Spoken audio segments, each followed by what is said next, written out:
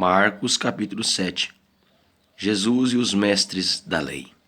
Também encontrar essa passagem em Mateus capítulo 15, do versículo 1 ao 20. E ocorreu que alguns mestres da lei e fariseus, vindos de Jerusalém, reuniram-se em volta de Jesus.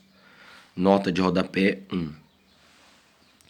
Os líderes religiosos dos judeus na época, movidos principalmente por inveja e motivos políticos escusos, mandaram uma delegação de mestres da lei e fariseus para fazer uma espécie de autoridade teológica e devassa no comportamento social e privado de Jesus, com o objetivo de encontrar ou forjar um motivo pelo qual Jesus pudesse ser condenado à pena de morte.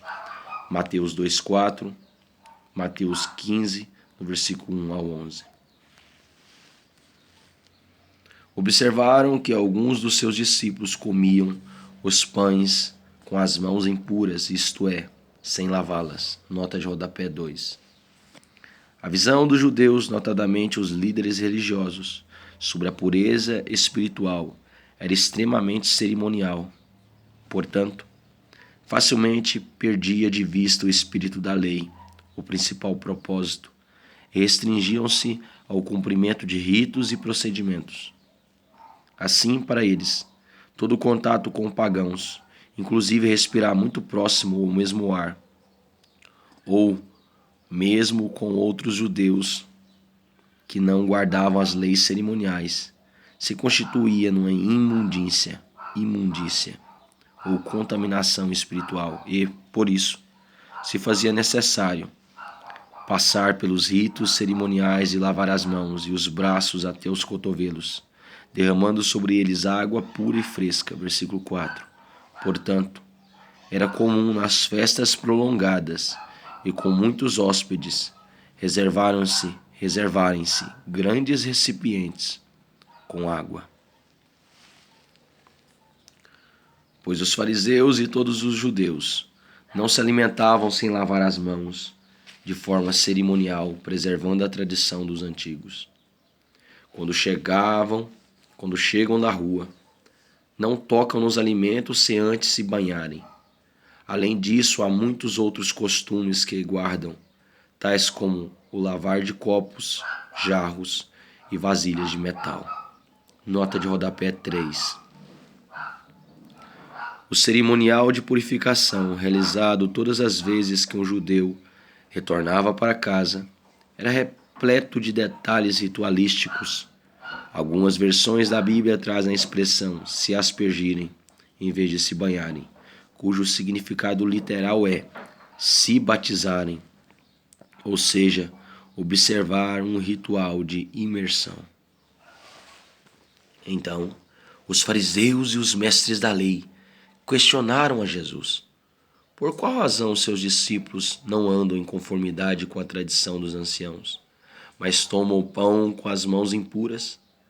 Ele, entretanto, lhes afirmou: bem profetizou Isaías a respeito de vós, hipócritas, pois assim está escrito: esse povo me honra com os lábios, mas seu coração está longe de mim.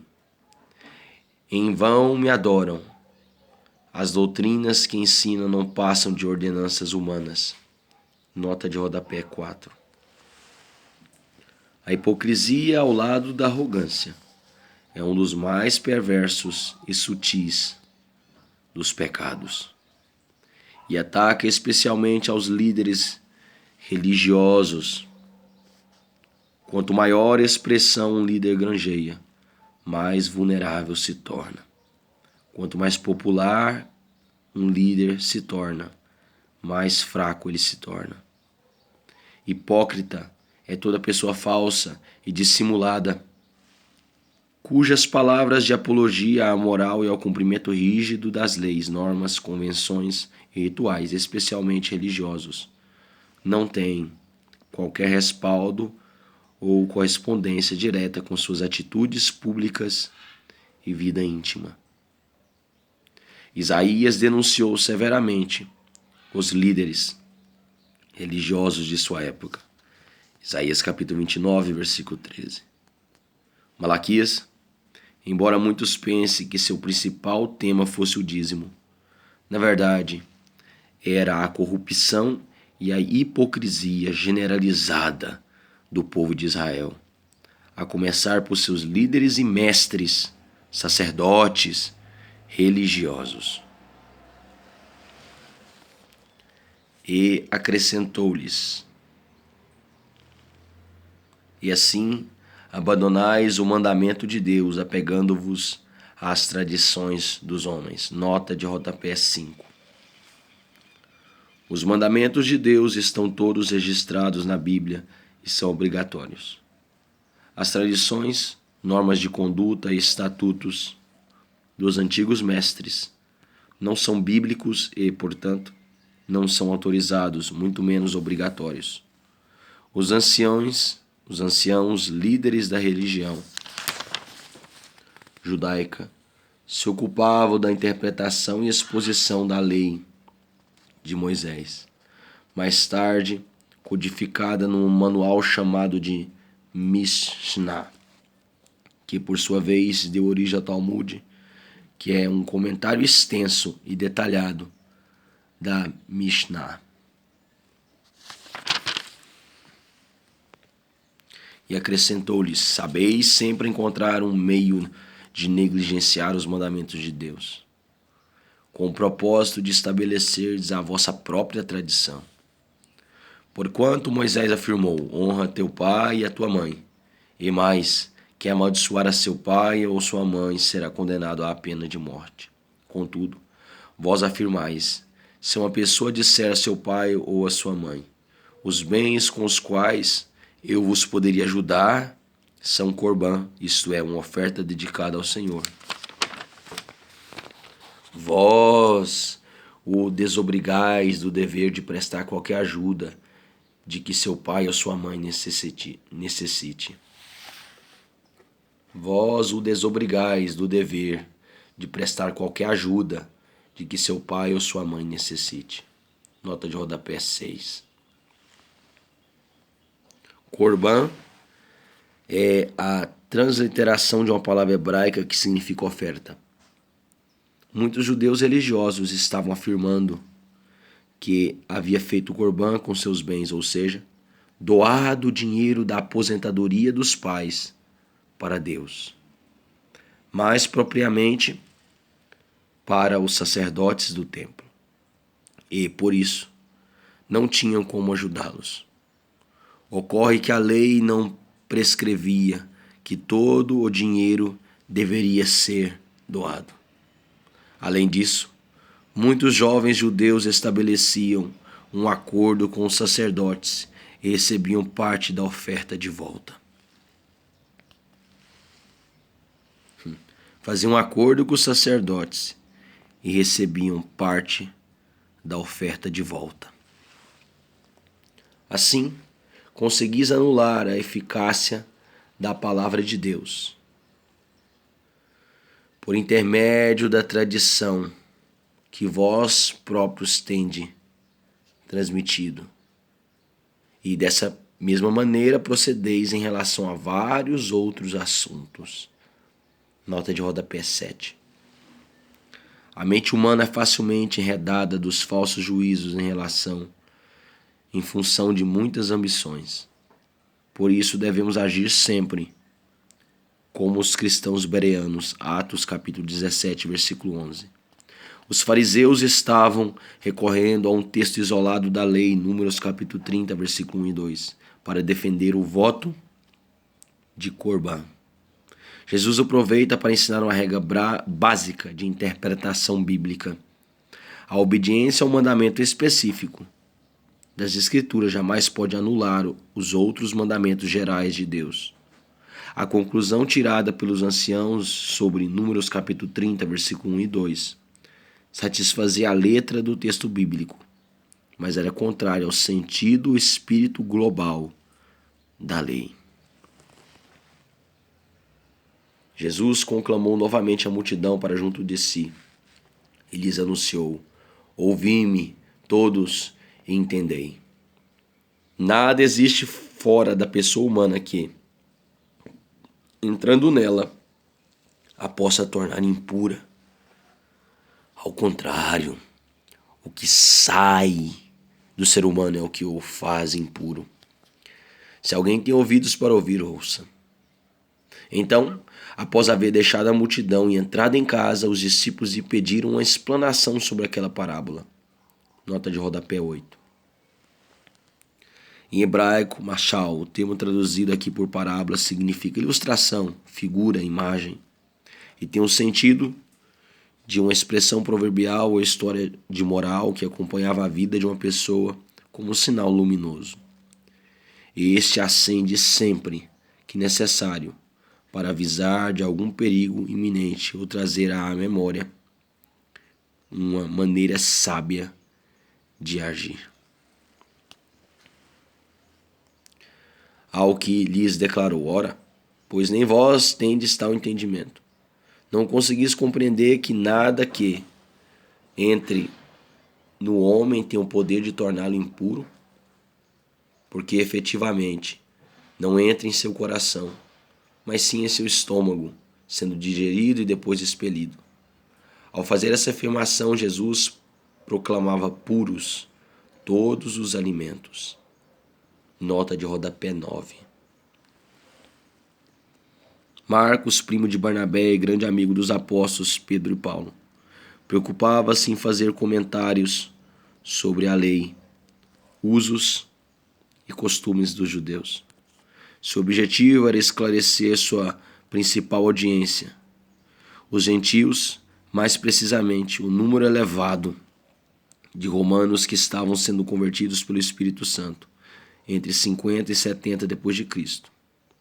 Os discípulos tiveram de aprender com Jesus sobre a desobrigação de os cristãos guardarem as leis cerimoniais do Antigo Testamento referentes às comidas puras e impuras.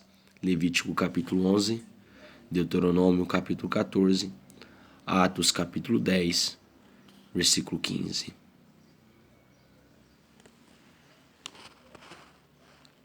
E disse mais: o que sai do ser humano é o que torna impuro, pois é dentro do coração dos homens que procede aos maus pensamentos, as imoralidades sexuais, os furtos, os homicídios, os adultérios, as ambições desmedidas, as maldades, o engano, a devassidão, a inveja, a difamação, a arrogância e a insensatez. Ora, todos esses males procedem do interior, contaminam a pessoa humana e a tornam impura.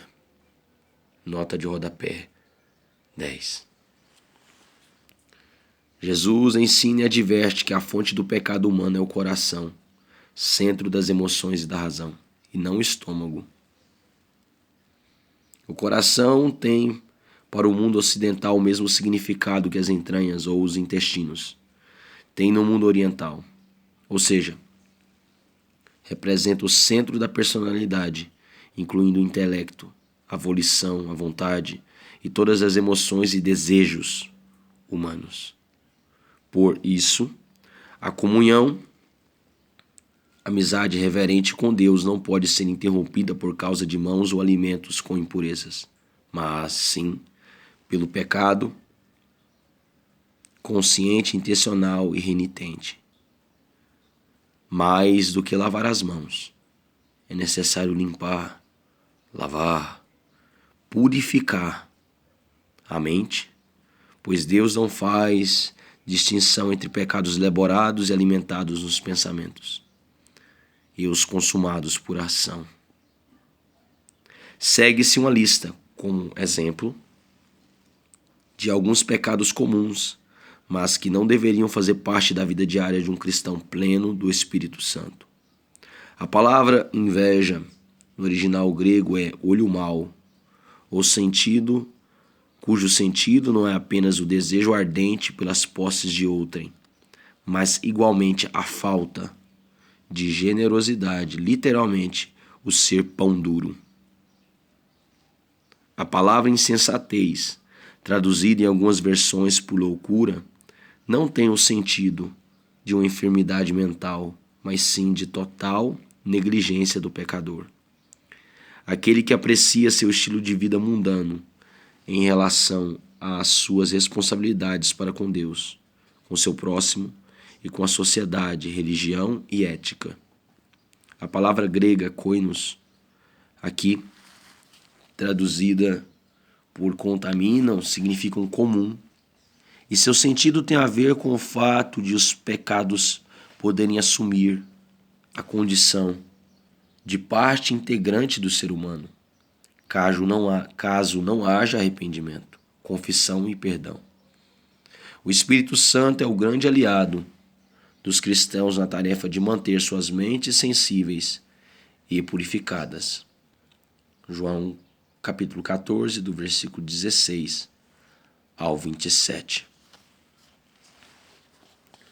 Uma gentia manifesta sua fé.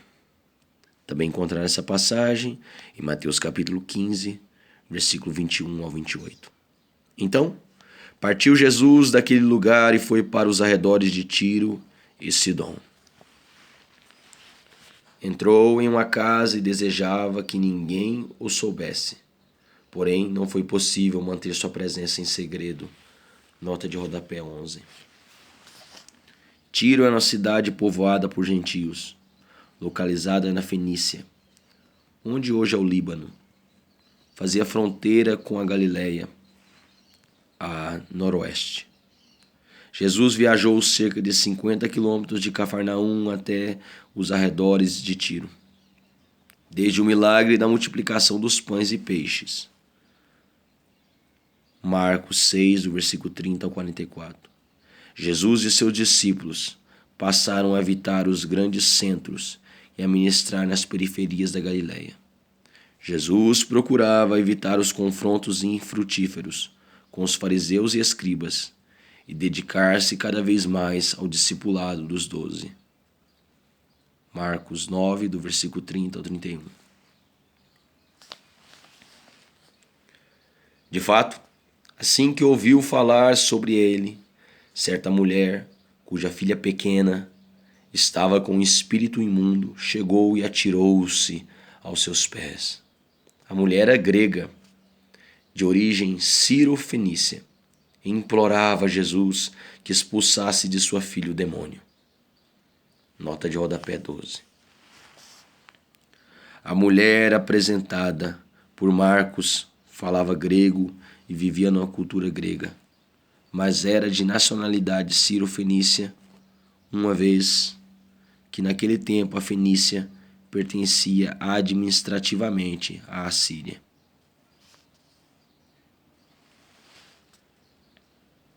Mas Jesus lhe explicou: deixa primeiro que os filhos se alimentem até ficarem satisfeitos, pois não é justo tirar o pão dos filhos e lançá-los aos cachorrinhos. Nota de rodapé 13. Jesus se refere aos israelitas que, pela primeira aliança, eram os filhos prediletos de Deus. Êxodo capítulo 4, versículo 22, Deuteronômio capítulo 14, versículo 1. Jesus segue a missão designada ao servo, Isaías 49, 6, trazendo em primeiro lugar salvação aos judeus, Romanos 15, 8. Ao que replicou-lhe a mulher: sim, Senhor, mas até os filhos dos cães debaixo da mesa comem das migalhas das crianças. Nota de rodapé 14. Essa é a única ocasião no Evangelho segundo Marcos em que Jesus é chamado de Senhor.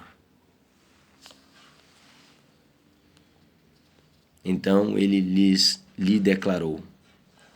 Então ele disse à mulher: por causa dessa tua resposta, podes ir em paz. O demônio já saiu de tua filhinha. Ao retornar ela para sua casa, encontrou a criança jogada sobre a cama, pois o demônio a havia abandonado. A cura de um surdo gago. Outra vez, saindo Jesus das terras de Tiro, seguiu em direção ao mar da Galileia, passando por Sidom e atravessando a região de Decápolis. Então algumas pessoas lhe apresentaram um homem que era surdo e mal podia falar. Eles suplicaram que impusessem sua mão sobre ele. Jesus conduziu o homem a sós para longe da multidão e colocou os dedos nas orelhas dele. Em seguida cuspiu e tocou na língua daquele homem. Depois levantou os olhos para o céu e, com um profundo suspiro, ordenou: Efatá, que quer dizer abre-te. Nota de rodapé 15. Jesus usa uma palavra do seu dialeto hebraico, o aramaico efatá, que o próprio Marcos logo traduziu em benefício da compreensão dos seus leitores gentios. E imediatamente os ouvidos do homem se abriram, sua língua desprendeu-se e ele começou a falar fluentemente. Nota de rodapé 16. Jesus estava realizando na prática o que Deus prometera há muitos séculos por meio das profecias. Isaías 35, versículos 5 e 6. Ele procurava, porém, manter seu ministério, especialmente o de curas e sinais, longe da propaganda de massa, a fim de não atrair tão cedo a perseguição dos líderes religiosos e políticos da época. Mateus capítulo 8, versículo 4. Mateus capítulo 8, versículo 16 e versículo 20. Marcos capítulo 1, versículo 44. Marcos capítulo 5, versículo 19 e versículo 43. Entretanto, Jesus ordenou-lhes que não dissesse a ninguém o que ali se passara. Contudo, quanto mais ele recomendava, tanto mais eles o divulgavam. As multidões ficavam sobremodo maravilhados e proclamavam: Ele faz tudo de forma esplêndida, faz tanto os surdos ouvirem como os mudos falarem. Nota de rodapé 17. Tanto o Pai quanto o Filho fazem tudo muito bem, maravilhosamente perfeito. Gênesis capítulo 1, versículo 31. João capítulo 5, versículo 17. Um dia toda a terra reconhecerá esse fato.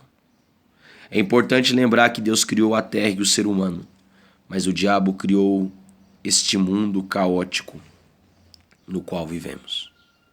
Hoje, pela fé, os cristãos devem assumir sua condição de embaixadores do Rei, cuja missão é proclamar a salvação e os valores do reino de Deus por toda a terra.